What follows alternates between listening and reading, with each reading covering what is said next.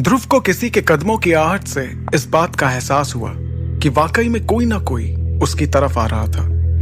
अगले ही पल उसने देखा कि यह कदमों की आवाज किसी और की नहीं बल्कि उसकी बहन इरा की थी। ध्रुव को देखते ही इरा ने फिक्र जाहिर करते हुए कहा, ध्रुव मुझे माफ करना, मुझे तुम्हारी फिक्र हो रही थी, इसलिए तुम्हारे मना करने के बाद भी मैं यहां चली आई।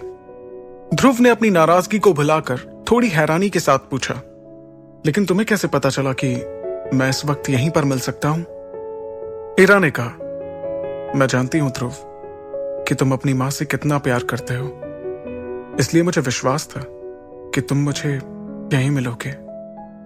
ध्रुव को इरा की आंखों में खुद के लिए प्यार नजर आ रहा था।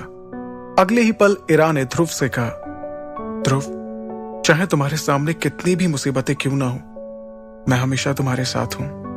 इरा का अपने लिए ये लगाव देखकर ध्रुव के चेहरे पर एक मुस्कुराहट आ गई, लेकिन अगले ही पल ध्रुव को अपनी परेशानी याद आई और उसने इरा से थोड़ा सा हिचकिचाते हुए पूछा, इरा क्या तुम्हारे पास कुछ सोने के सिक्के रखे हुए हैं? ध्रुव के मुंह से यह बात सुनकर इरा को हैरानी हुई, क्योंकि आज तक उसे कभी भी पैसों की जरूरत नहीं पड़ी थी, और पड़ती भी तो उसके पिता अरेंद्र हमेशा उसका ध्यान रखते थे। लेकिन आज अचानक ध्रुव को पैसों की जरूरत क्यों पड़ गई, यह सवाल इरा के मन में चल रहा था। इरा ध्रुव से कुछ कहती उसके पहले ही ध्रुव ने कहा, मैं बाबा को परेशान नहीं करना चाहता, मेरी वजह से उन्हें पहले ही सबके सामने काफी शर्मिंदा होना पड़ा है। तब इरा ने ध्रुव को भरोसा दिलाते हुए कहा, क्या 1000 सोने के सिक्के काफी होंगे? ध्रुव ने बिना देर किए तुरंत जवाब दिया, हाँ बिल्कुल, और मैं पूरी कोशिश करूंगा कि ये सिक्के तुम्हें जल्द ही लौटा दूं। शुक्रिया इरा इस मदद के लिए। ध्रुव की इस बात पर इरा ने मुस्कुराते हुए कहा, इसकी कोई जरूरत नहीं है ध्रुव। इतना कहने के बाद इरा ने पूछा, क्या मैं जान सकती हूं कि तुम्हें इतने सोने के सिक्कों की जरूरत क्यों पड़ी? क्या खरीदना चाहते हो तुम? क्या मैं भी तुम्हारे साथ बाजार घूमने चल सकती हूं? ध्रुव इस बारे में इरा को ना ही साफ साफ मना कर सकता था और ना ही उसे ज्यादा कुछ बता सकता था, पर क्योंकि इरा उसकी मदद कर रही थी इसलिए ध्रुव ने हामी भरते हुए कहा, ठीक है, कल हम बाजार में साथ खरीदारी करने चलेंगे। इतना कहने के बाद दोनों के चेहरे पर एक मुस्कुराहट आ गई। फिर वो दोनों शौर्य महल की ओर बढ़ने लगे, लेकिन वो इस बात से बेखबर थे कि कल बाजार में कोई मुसीबत उनका बेसब्री से इंतजार कर रही थी। अगली सुबह ध्रुव और इरा मैसेडोरिया शहर के बाजार में खरीदारी करने के लिए निकल गए। बाजार में कुछ ही देर घूमने के बाद ध्रुव को कुछ अजीब सा लगा। उसने गौर किया कि रोज के मुकाबले आज का बाजार कुछ अलग नजर आ रहा था। हालांकि उसे बाजार में शौर्य दल के सैनिक भी नजर आ रहे थे, लेकिन उसकी नजर कुछ ऐसे लोगों पर गई जो किसी भी तरह से व्यापारी नहीं लग रहे थे। उन्हें देखकर ध्रुव को समझ आ गया कि यकीनन ये लोग जासूसी कर रहे हैं। तभी ध्रुव और इरा के कानों में एक आवाज पड़ी, अरे ध्रुव और इरा, आप दोनों यहां? इतना सुनते ही उन दोनों के पैर वहीं पर रुक गए। जैसे ही उन्होंने पीछे पलट कर देखा तो एक मुस्कुराता हुआ शख्स उनके सामने आकर खड़ा हो गया। ये शख्स कपड़ों से शौर्य दल का ही लग रहा था। ध्रुव उसे पहचानने की कोशिश कर रहा था। उस शख्स ने कहा, आप दोनों मुझे नहीं जानते, लेकिन मैं आपको पहचानता हूं। मुझे आपके पिता ने बाजार की सुरक्षा की जिम्मेदारी सौंपी है। मेरा नाम सोरेन है। उस शख्स के बारे में इतना जानने के बाद ध्रुव के चेहरे पर एक मुस्कान आ गई। उसने कहा, ओह, बाजार को देखकर ऐसा लग रहा है कि आपने बहुत ही अच्छे से यहाँ पर सब कुछ संभाल रखा है। सोरेन ने तुरंत जवाब देते हुए कहा, जी हाँ, आप बताएं, बाजार में आप क्या खरीदारी करने आए हैं? मैं आपकी थोड़ी मदद करवा देता हूं। नहीं नहीं, इसकी कोई जरूरत नहीं है। अगर हमें किसी चीज की जरूरत होगी तो हम आपको याद कर लेंगे, ठीक है? लेकिन अगर आपको किसी भी चीज के लिए मेरी जरूरत पड़े तो सिर्फ एक सीटी बजा दीजिएगा, मैं या मेरे सैनिक हाजिर हो जाएंगे। सोरेन की इतनी बात पर ध्रुव और इरा दोनों मुस्कुराते हुए खरीदारी के लिए आगे बढ़ गए। लेकिन कुछ देर बाद इरा को भी ऐसा लगा कि बाजार में कुछ ना कुछ गड़बड़ तो जरूर है। तभी ध्रुव की अंगूठी में से विदुर उससे बात करने लगा। विदुर की आवाज ध्रुव के अलावा कोई और नहीं सुन सकता था। विदुर ने ध्रुव को सचेत करते हुए कहा, तुम बिल्कुल सही समझ रहे हो। यहाँ कुछ भी ठीक नहीं लग रहा है। फिलहाल तुम्हें एक बात का सबसे खास ध्यान रखना है, और वो ये है कि तुम जो भी सामान खरीदो वो किसी के हाथ नहीं लगना चाहिए। विदुर के इतना कहने के बाद ध्रुव ने जड़ी बूटियों का सारा सामान इरा के हाथों में थमाते हुए कहा, भले ही तुम मेरी बहन नहीं हो, और सच बताऊं तो मैं ये भी नहीं जानता कि तुम कहां से आई हो या फिर तुम्हारी हकीकत क्या है, लेकिन मैं वादा करता हूं कि तुम्हारी हिफाजत के लिए मैं हमेशा तैयार रहूंगा। ध्रुव के इतना कहते ही इरा के चेहरे पर एक मुस्कान आ गई और उसने प्यार से ध्रुव को गले लगा लिया। तभी विदुर ने ध्रुव की तारीफ करते हुए कहा, अरे वाह, तुम तो अपना फर्ज बहुत अच्छे से निभा रहे हो। इस बीच अचानक ध्रुव की नजर फिर उन लोगों पर गई जो उसे थोड़े अजीब लग रहे थे। उसने इरा से कहा, इरा, तुम ये सामान लेकर यहां से निकलो, मैं थोड़ी देर में तुम्हें बाजार के बाहर मिलूंगा। तब तक मैं ये पता लगाकर आता हूं कि ये लोग कौन हैं और किसकी जासूसी कर रहे हैं। इरा ध्रुव को छोड़कर नहीं जाना चाहती थी, लेकिन ध्रुव के दबाव बनाने पर इरा एक दूसरे रास्ते से बाजार से बाहर निकलने के लिए आगे बढ़ी। वहीं दूसरी तरफ ध्रुव उन जासूसों की सच्चाई जानने के लिए दोबारा बाजार की तंग गलियों में जाने लगा।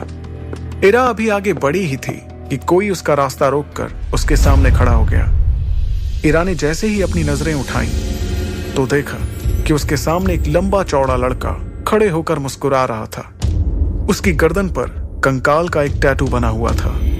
वो कंकाल के टैटू वाला लड़का कुछ कहता उससे पहले ही इरा ने सीधे और सपाट लहजे में कहा, देखो मैकी, मैं जानती हूं कि तुम आमिश दल के लीडर के बेटे हो, लेकिन मुझे इससे कोई फर्क नहीं पड़ता। मेरे सामने से हट जाओ, मुझे कुछ जरूरी काम है। इरा की इस बात पर मैकी ने मुस्कुराते हुए कहा, ठीक है इरा, तुम करो ना अपना काम। जब तक तुम बाजार में अपना काम खत्म करोगी तब तक मुझे तुमसे बात करने का थोड़ा मौका भी मिल जाएगा। इरा ने अपने उसी तेवर को बरकरार रखते हुए कहा, मैकी, मुझे तुमसे बात करने में कोई दिलचस्पी नहीं है। बेहतर होगा कि तुम मेरा रास्ता छोड़ दो। इरा के इस तरह के बर्ताव पर मैकी को अंदर ही अंदर गुस्सा आ रहा था। फिर भी उसने अपने चेहरे पर मुस्कुराहट को बनाए रखा और अपनी जैकेट से एक ब्रेसलेट निकालकर इरा को दिखाते हुए कहा, यह खूबसूरत ब्रेसलेट देख रही हो इरा, मैंने ये तुम्हारे लिए लिया है। फिलहाल तुम इसे रख लो, हम किसी और दिन साथ बाजार घूम लेंगे। इरा मैकी को मना करने ही वाली थी कि तभी उसकी नजर ब्रेसलेट में लगे हुए एक मेटल पर गई। यह मेटल ध्रुव की शक्ति बढ़ाने में काम आ सकता था। इस मेटल को देखकर इरा का मन बदलने लगा और उसने मन ही मन सोचा, मैं ये ब्रेसलेट रख लेती हूँ, इसमें लगे मेटल को निकालकर ध्रुव को दे दूंगी और इस ब्रेसलेट को फेंक दूंगी। मन ही मन ये सोचते हुए इरा ब्रेसलेट की तरफ देख रही थी, जिसे देखकर मैकी के चेहरे पर एक शातिर मुस्कान आ गई। इरा को किसी सोच में डूबा देखकर मैकी ने कहा, इरा, इसमें इतना सोचने की जरूरत नहीं है। शौर्य दल और आमिश दल दोनों ही मेसोडोरिया शहर के सबसे अच्छे दलों में से हैं। हम लोगों में इस तरह के तोहफे देना एक आम बात है। इरा का ध्यान मैकी की बातों पर नहीं बल्कि ब्रेसलेट में लगे मेटल पर था। उसने जैसे ही ब्रेसलेट को छूने के लिए अपना हाथ आगे बढ़ाया, किसी ने उसका हाथ वहीं पर रोक दिया। इरा ने उस तरफ देखा तो वो ध्रुव था। ध्रुव ने इरा से नाराजगी के साथ कहा, क्या तुम्हें पता नहीं कि ये किस तरह का इंसान है? इरा से इतना कहने के बाद ध्रुव ने मैकी की तरफ देखा और कहा, मैकी, तुम इस ब्रेसलेट को अपने पास ही रखो, इरा को इसकी कोई जरूरत नहीं है। ध्रुव के बीच में आ जाने से मैकी का गुस्सा 7वें आसमान पर पहुंच गया, लेकिन इरा भी वहां पर मौजूद थी, इसलिए मैकी ने अपने चेहरे पर मुस्कान को बनाए रखा। उसने कहा, मैं तो इरा को तोहफे में सिर्फ ये ब्रेसलेट देना चाहता हूं, ये इतनी बड़ी बात भी नहीं है। ध्रुव मैकी को बहुत अच्छे से जानता था। उसकी वजह यह थी कि शौर्य दल और आमिश दल के आपस में रिश्ते ठीक नहीं थे। ध्रुव ने बेबाकी से उसे जवाब देते हुए कहा, तुम्हारे लड़कियों के साथ किस तरह के रिश्ते होते हैं ये पूरा मेसोडोरिया शहर जानता है मैकी। तो बेहतर यही होगा कि तुम अपना ये घटिया तरीका किसी और लड़की पर आजमाओ। इतना कहने के बाद ध्रुव ने अपना एक कदम मैकी की ओर बढ़ाया और उसके ठीक सामने तन कर खड़े होते हुए उसकी आंखों में आंखें डालकर कहा, तुम्हारी सेहत के लिए यही बेहतर होगा कि तुम इरा से हमेशा दूर रहो, समझे? अब मैकी का सब्र टूट रहा था। उसे इस तरह से गुस्से में देखकर आमिश दल के कुछ सैनिकों ने ध्रुव और इरा को चारों तरफ से घेर लिया। उनकी इस हरकत को देखने के बाद ध्रुव ने हंसते हुए मैकी की ओर देखा और पूरे भरोसे के साथ एक सीटी मारी। ध्रुव की सीटी की आवाज के साथ ही 15 से 20 शौर्य दल के सैनिकों ने वहां आकर आमिष दल के सैनिकों को घेर लिया। अब पूरे बाजार का ध्यान सिर्फ उन लोगों पर था। यह देखकर मैकी को समझ आ गया था कि वो अब पूरी तरह से घिर चुका है। इसलिए उसने कहा, मर्द हो तो अपने सैनिकों का सहारा छोड़कर खुद मेरा मुकाबला करने के लिए मैदान में आओ।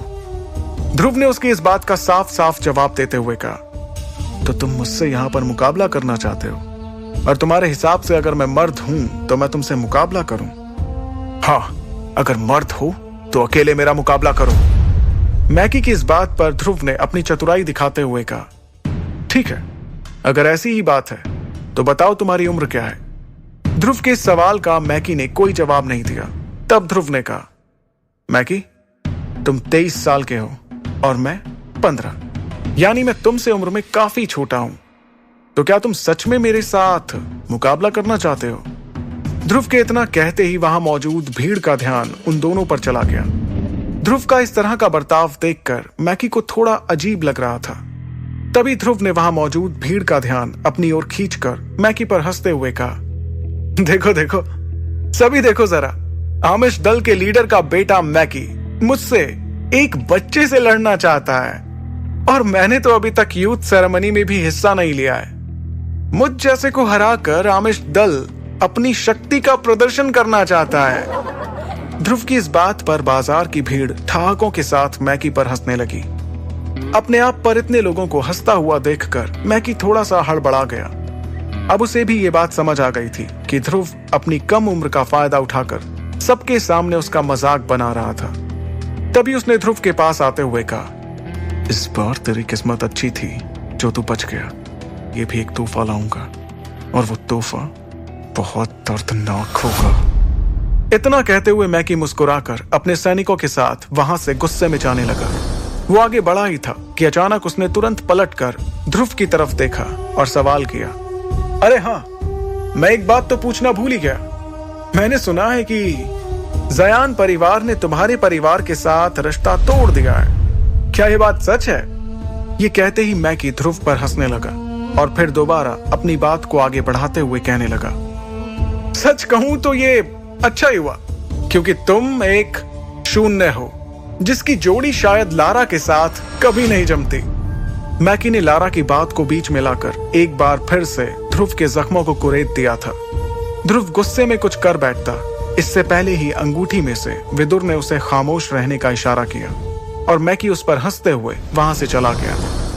लेकिन अब ध्रुव की आंखें गुस्से से लाल हो रही थीं। तभी इरा ने उसे रोका और समझाते हुए कहा, जाने दो उसे ध्रुव, मैकी एक पागल कुत्ते की उसे भौंकने की आदत है।